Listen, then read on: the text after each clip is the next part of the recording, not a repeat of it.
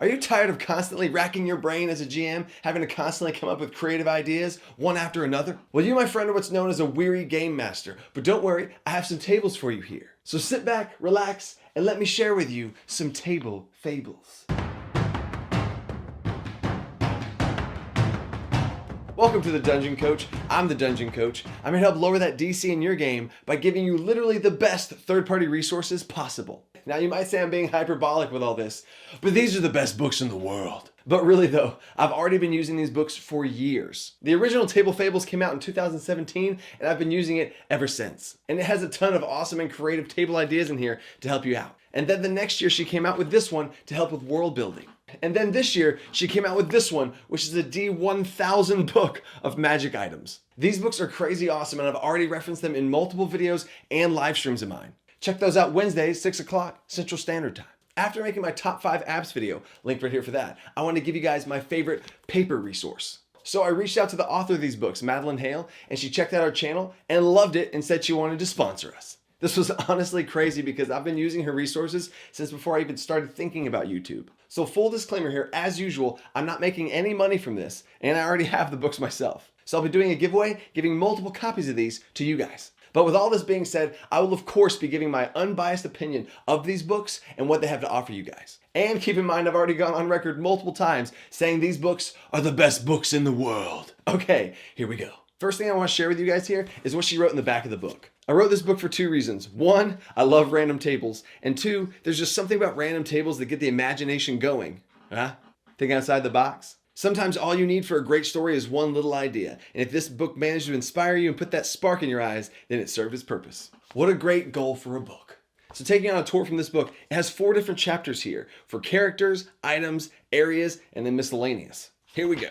It has the basic stuff in there like race and age, but then it also has stuff like NPC class. It's a D20 table for the profession of this NPC. Shepherd, musician, servant, noble, doctor, tavern keeper. It even has a table for alignment.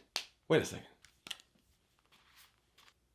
But then on page 11 and 12 is the best resource in this book, in my opinion. There's a D100 list of character traits. And on the page directly behind that, there's a page on disabilities and character quirks. These 2 sections together are how I make all of my NPCs and what I give all my actual players options of when making their character. I'm making a video next week on how to make and give personality to PCs and NPCs. And this book is a huge part of how I do it. I'll show you some examples by rolling a D100 on each of these tables. For character traits, we got insecure, and for quirks, we got nearsighted. So now as the DM to roleplay this NPC, I can play an insecure character. So I'd be very unsure about everything I said, I guess, and then I'd also probably squint like this too because I can't really read good because I'm so nearsighted.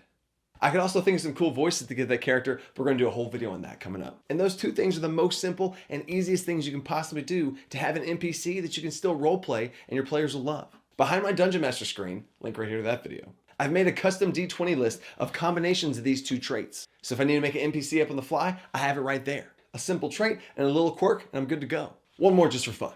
Curious, and has annoying seasonal allergies. So I'd roleplay this NPC as a very curious person. I'd go over to the PCs, hey, what's that you got there? I would love to play that NPC and sneeze on all my friends. In-game sneezes, not real life, because you know. I recently just did 2 different 2-shots for 2 different groups. That's too much. Ever since being a dad, my dad jokes are next level. But what I did in both groups to help these new players that have never role-played before is let them roll on this table. They rolled that D100, I told them what they got, and if they didn't like it, they had a chance to re-roll. If they didn't see that trait being something they wanted to play. And then I let them do the same thing on the disability and quirks table, and with these 2 things combined, they could really see their character, or at least the start of it. Bonus tip here, it is difficult sometimes to just jump right into a character, especially if you've never played a tabletop role-playing game before. Giving just a little bit of direction with these tables can really help. There's another table for character backgrounds. You got everything from devoting yourself to a temple to lots of jail time. Or your past is a mystery to you and you woke up knowing nothing. Want to make your character look tough? Give him some scars or tattoos. Okay, so here's what we're going to do. I want to show you guys a glimpse of all these tables. You can either use the book live at the table to roll on to add some randomness to your game, or look at it beforehand during your session prep to get some inspiration from. Oh, and speaking of inspiration, I just did a whole video on class-specific inspiration if you want to check that out. So both that video and this book are inspiring. More dad jokes. Chapter 2 is items now, and it has everything from pocket filler items of just random stuff to mundane items. I have my own top 20 mundane items list linked right here, but this has even more. There's a D100 random treasure table of a circlet with silver leaves, shirt of fine silk, golden collar inlaid with turquoise and red jasper. Or if you don't want to be as fancy, there's a knickknacks table, a large unfamiliar insect sealed in amber, or a miniature statue of a bear that comes to life at night. Just a little magic. And then you have full magic items on this table of a D100 magic items list, and that's not even counting this book of a D1000. The first 50 are items and the second 50 are weapons. There's an entire section here of multiple tables to make potions with. The appearance of the potion, the taste of the potion, the effects of the potion. Draft of Happiness causes euphoria for 1d4 hours. Chapter 3 is Aries and has tables for locations and weather, but it also has a D100 quest table. Don't know what random side quest you want your players to go on? Roll on this. A noble's fiancé has been assassinated. The noble's offering a reward to anyone who can bring the assassin to him alive. He wants to take revenge for himself. A clay golem has gone crazy and is completely out of control. A desperate wizard has offered a reward to anyone who can slay this rampaging beast. D100 list of hostile encounters. A group of starving, laughing hyenas surround the party. A stampede of aggressive elk race past the characters. A poison arrow flies out of nowhere hitting your party member. Where'd it come from? There's tables on dungeon settings, dungeon events, city events, wilderness events, sea events, literally everything. This table specifically, along with many others, have helped give flavor to one of my cities. It's a D20 festival list. Adding a festival or a holiday to your world can make it feel more alive. And you can finish this town off with some name generators for it and an atmosphere list. What's the main tavern of the town look like? The tavern is large and lovely, with interior walls painted a deep blue and the floor tiled. A tea kettle steams on a fire and the scent of jasmine fills the air. A bard sits off to one side, gently strumming a harp in her lap. I see it! The fourth and final chapter is miscellaneous, and it has some stuff in there I'd never think to make a table for. Random spell components. One of them's human blood. Link right here to my blood subclasses video. I just realized I have a lot of videos now. You also got verbal components, semantic components, random magical effects. The target permanently forgets the last 10 minutes. The target only sees in black and white. The target becomes calm and complacent. Time out. Bonus tip here, giving them a potion effect or a magic effect can really help your players roleplay better, especially for those newer or less experienced role players. And like I said in those early character tables, giving them a little nudge is really cool to see what they do with it. Okay, a D100 list of curses. The target suffers nightmares every single night. Demonic glowing writing is carved into the player's skin before quickly fading. What does it do? I don't know. You got a random disease generator. We're gonna skip over that one. D100 dream table. Man, this really is the book of my dreams. Huh? Next level dad jokes. And we finish it off with a nightmare table and a tarot card table. There are so many more tables in this book that I haven't listed off yet, and it's over 80 pages. But don't worry, if you want more, there's Table Fables 2. This one's called the World Builder's Handbook. I'm going even faster through this one to give you a taste. Another D100 quest table. After a player is infected by a rare and poisonous fungus, the party's only hope is to find a cult of reclusive druids. Where are they? I don't know.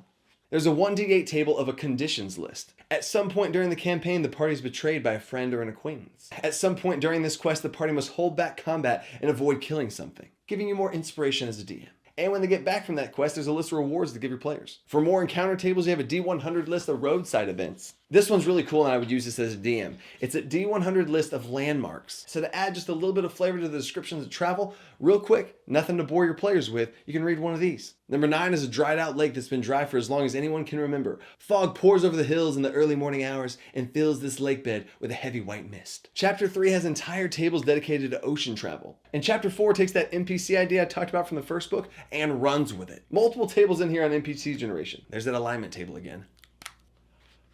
Occupation, social standing, clothing, blood type. Notable features like a limp, a fresh wound, badly sunburned, extremely attractive.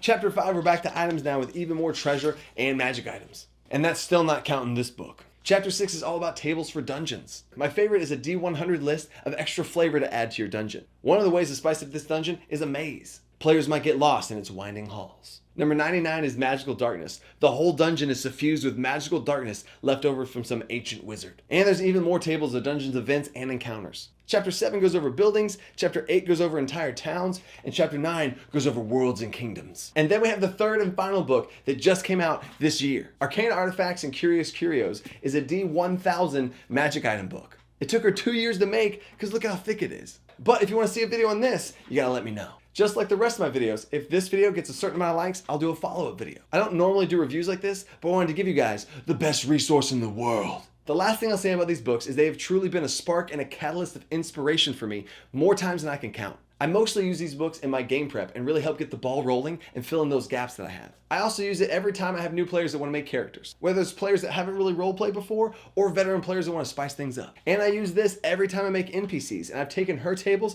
added my own twist to them to make my own digital resource with. So if you want to get your hands on these books, I'm doing a giveaway for both Table Fables 1 and 2 as a bundle for 3 lucky winners. There's a link down in the description to a Gleam website. Make sure you subscribe and share this with a friend so you have even more chances to win. The giveaway starts now and ends on this date. And I already did a giveaway for one of the copies of this Arcane Artifacts in one of my Patreon-only live streams. And I'll be giving away 2 more in my Patreon-only contests. I'm always looking to give back to you guys, the Dungeon Crew. Thank you all for what you do and support this channel. And if you don't win that giveaway, I have an Amazon link down in the description you can get a copy for yourself with. And it also helps me out a little bit if you use that link. But I can tell you this is the best 12 bucks that I've ever spent on D&D. And don't forget to check out our new sponsor, Never Ending. They might be never ending, but their Kickstarter ends in just 2 weeks. I really want to see them do well here so we can both continue to grow and help each other. Links to their website and Kickstarter, along with that giveaway, will be down in the description. So if you like what you see here, click right here to subscribe. And if you really like what you see here and want to help support me on Patreon, click right here. These books also speak to me on a personal level because they really help you stay creative